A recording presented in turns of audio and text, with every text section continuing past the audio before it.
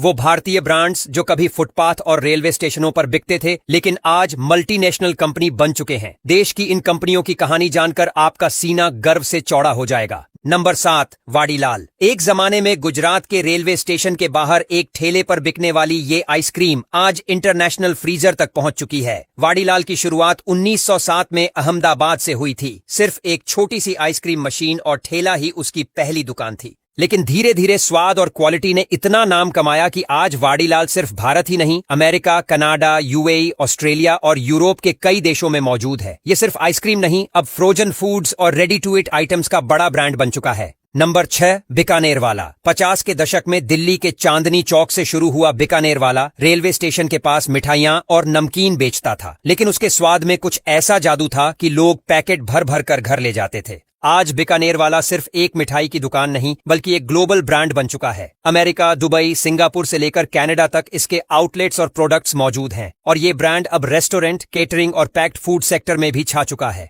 Number 5, Haldiram's. Bikaner की गलियों से निकला एक छोटा सा नमकीन ब्रांड जो नागपुर, कोलकाता और दिल्ली की ट्रेनों में चलते चलते आज पूरी दुनिया में फैल गया है। हल्दीराम्स की शुरुआत 1937 में हुई थी और उस वक्त बस सेव और भुजिया बेची जाती थी, लेकिन धीरे धीरे इस ब्रांड ने मिठाइयों से लेकर स्नैक्स और फिर रेडी टू ईट मील्स तक का साम्राज्य खड़ा कर लिया। आज हल्दीराम्स के प्रोडक्ट्स अमेरिका, इंग्लैंड, यूएई और ऑस्ट्रेलिया तक हर जगह मिलते हैं।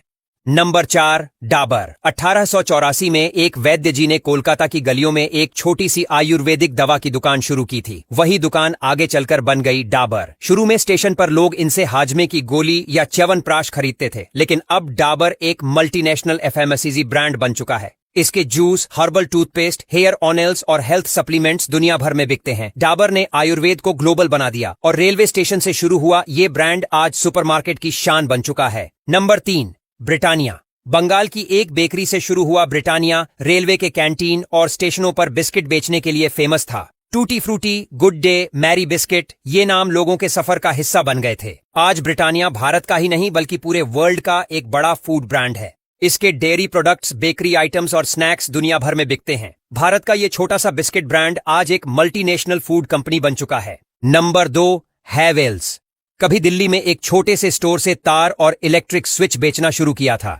स्टेशन के पास इनकी शॉप पर इलेक्ट्रिशियन लोग आकर सामान खरीदते थे, लेकिन उस दुकान से शुरू हुआ सफर अब एक ग्लोबल ब्रांड तक जा पहुंचा है। हैवेल्स अब सिर्फ स्विच और वायरिंग नहीं बल्कि home appliances, LED lights, kitchen products और स्मार्ट इक्विपमेंट्स में बड़ा नाम है। आज भारत ही नहीं, अफ्रीका, यूरोप और एशिया के कई देशों में इसकी मौजूदगी है। Number 1, MRF.